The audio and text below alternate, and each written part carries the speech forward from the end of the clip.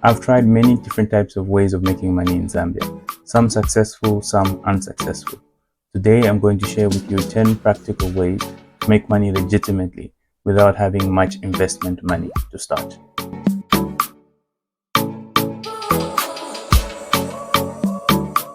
Hello everyone, Born the Builder here. Today's episode is mostly meant for people who don't have a job or a source of income. If you know someone who's going through that, please share this video with them, because you never know, it might be helpful.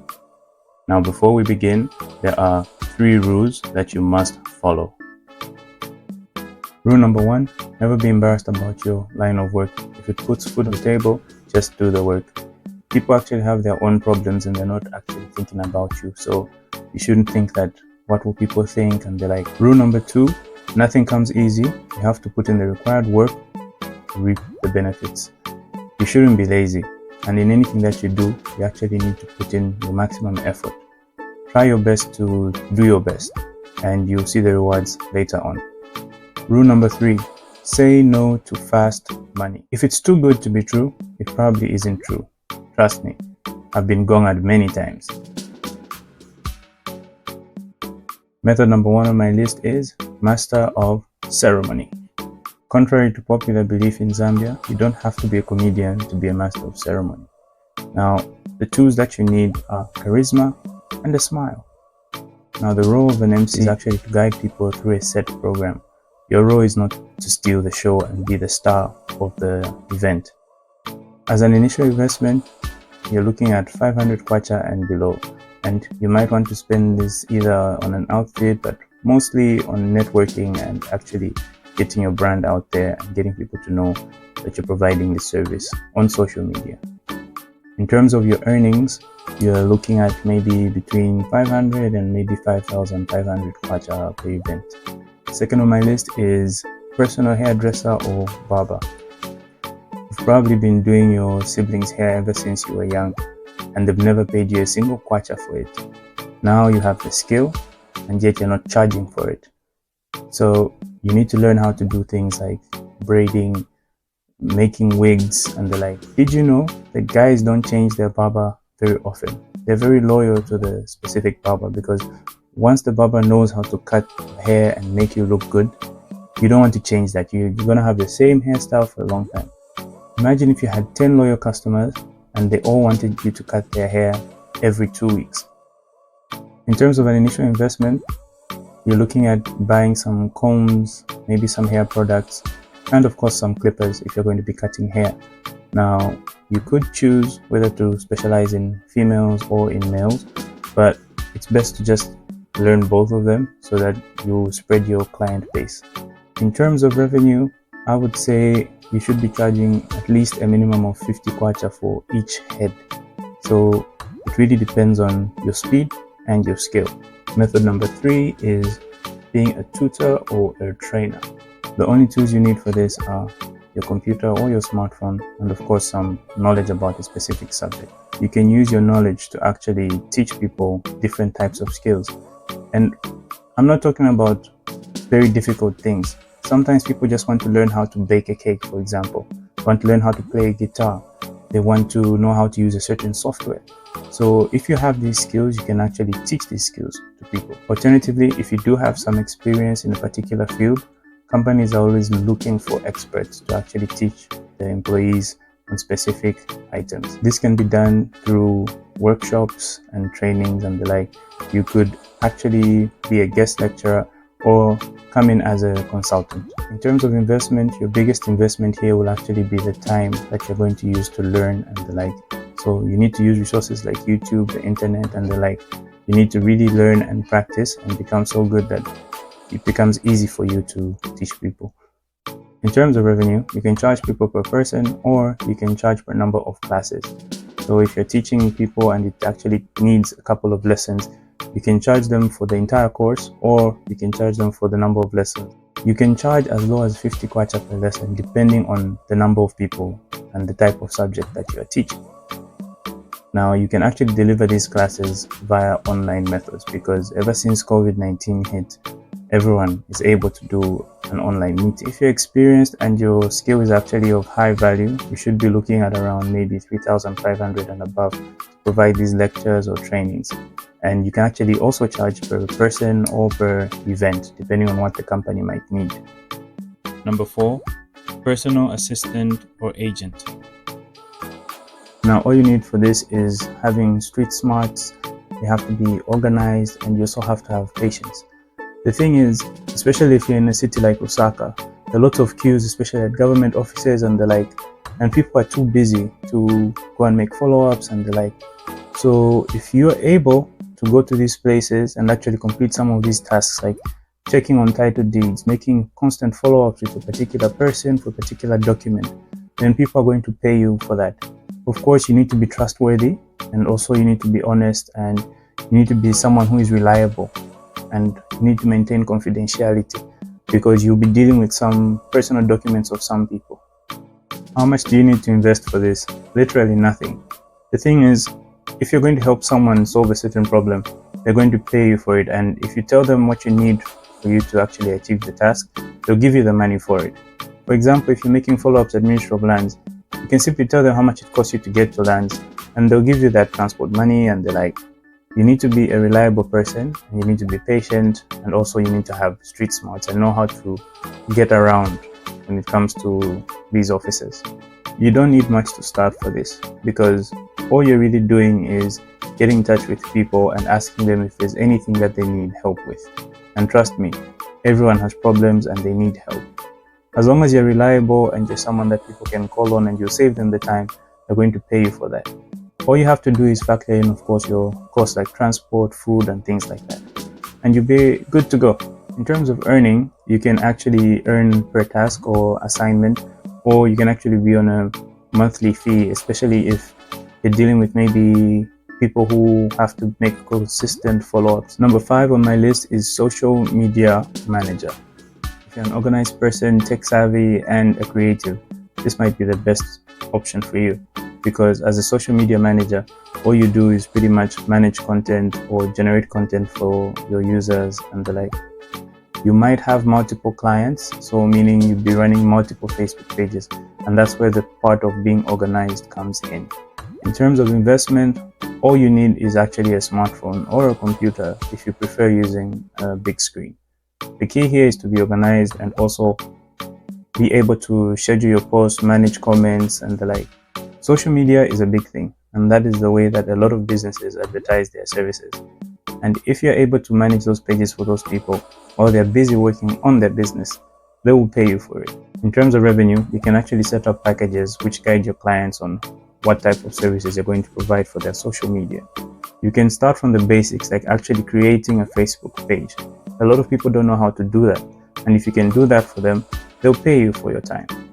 A more advanced level would obviously be managing the page. That means responding to comments, engaging with people, and things like that. If you want to take it a step higher, you can actually start generating content on their particular pages. People are too busy running their companies to think about these things, so all you need to do is actually find out what their goals are and the things that they want to communicate to their customers. And then you come in and create the content for the page. When structuring your social media management packages, you might want to charge more for the services that actually involve more input from yourself, such as content creation and maybe graphic design. Wait, before we continue to the next section, please don't forget to like and subscribe, drop your comments below. Number 6 on my list is caterer. The only things you need for this is actually a stove, ingredients, and a passion for food. Guess what? Everyone eats every day. If you've always been told you're good at cooking or people like the taste of your food, this might be a good opportunity for you to actually enter the catering business. Now, you don't actually have to have a restaurant as a physical building, and you can actually deliver food to offices, you can prepare food at festivals, and you can actually prepare food for events like parties and workshops. In order to make it in this business, your priority should obviously be hygiene. The last thing you need is to have cases of food poisoning and things like that. In terms of revenue, you're going to charge per dish or per plate or per person. You need to approximate how many people will be at the venue or at the event, and then calculate all the ingredients that you require. Think about all the effort that will be involved, the assistance and things like that, the electricity bill, the gas bill, and all those things. and factor that into your cost and divide it by the number of people, and then you'll have a cost per person. You can charge as much as 50 kwacha per plate, and you can imagine the more people at an event, the more money you're probably going to have to charge. Number 7 on my list is on-call makeup artist. The tools required for this are obviously a makeup kit and a lot of practice. If you already know how to do makeup, that's good. But if you don't, you probably need to take a few more lessons on YouTube and the like until you perfect the craft. Now, the key thing here is to be available in terms of visiting your clients directly to where they are. So if you're able to actually go to the client, that would be a big advantage for you. All you need to do is factor in that cost in the pricing. In terms of revenue, you're going to be charging people per face. So if it's a wedding, for example, and there are 4 bridesmaids, you're definitely doing 5 faces on that day. Number 8 on my list is event organizer. For this, you really need to have good planning and organization skills.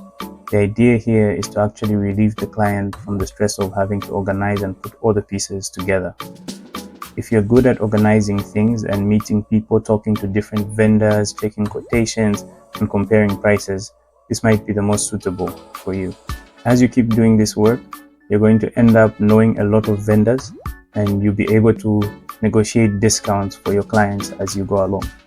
In terms of investment, you really don't need nothing. The first thing you need to do is probably start with family events and friends events, so that you can get that experience and know what it takes to actually organize events. When organizing events, it might be a bit tricky to have a fixed price. However, you should have maybe a minimum acceptable amount, and then you can also charge by percentage of the total cost of the event. Number 9 is photographer. The key here is to have a good eye for capturing moments. If you love photography and are thinking of taking it on as a hobby, you might get good enough at some point to actually charge people to take photographs. The first excuse people give regarding photography is, I don't have the money to buy a really nice camera and the like. If you don't take good pictures with simple devices, you won't be able to take good pictures with really advanced equipment. The first thing you need to do is practice and learn the principles of photography using the most affordable camera that you can find, which is most likely your smartphone. So in this case, your initial investment is simply your smartphone and your interest in photography. In terms of revenue, it's really up to you. However, photographers usually charge per session and number of pictures. As a photographer, you might be earning maybe 500 kwacha per session, and in one day, you could actually do multiple sessions. Photography is a big industry, and it really depends on how good you are. Of course, when you're starting, you're going to charge much less, but as you get really good and people know your work and see your products on social media and the like, they're going to come knocking on your door, and then you can increase your prices. Photographers usually charge from around 500 to 10,000 kwacha plus, so it really depends on how good you are and your branding and the products, because with photography, people see your work based on the photos that you take. Last on my list, and probably my most favorite, is tradesman or craftsman. When we talk about craftsmen, we're talking about the people who do things like carpentry, tiling, paving, bricklaying, painting, or electrical wiring. These are commonly referred to as dirty jobs. However, they actually make you a lot of money. As someone who's in the construction field, I can tell you that craftsmen are very essential to the construction sector. People always need these people to do work and also carry out maintenance. There are a lot of short courses on offer, which last maybe about 2 weeks maximum, and shouldn't cost you more than 2,000 to 3,000 kwacha just to take this short course. But as soon as you're done with this course, you can actually start doing this work for people. Now, in terms of revenue, craftsmen usually charge per square meter or per project, and you can also have multiple projects at the same time. Usually, people get jobs based on referrals. So if I'm building a house and I use a particular carpenter, my friend might be building a house next year and he's going to ask me who actually did my work. So the key here is to be trustworthy, reliant. You also need to produce quality work.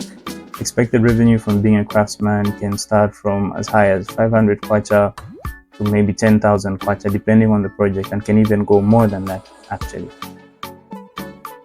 There you have it. Those are the 10 ways in which you can make money in Zambia. Now remember, in anything that you do, there is always competition. Even the people who have jobs are also trying these things as side hustles. The only advantage that you have is that you have more time than someone who's actually busy at work from 8 a.m. until 5 p.m. So you need to use that time to actually be ahead of such people. So that means you spend more time on your social media marketing, your networking, and things like that. As you can see, there are many ways of making money, and you don't actually have to have a job in order to earn an income. The key is obviously to do your research, you need to learn, and you need to put your skills to use. Remember, if you're good at something, don't do it for free.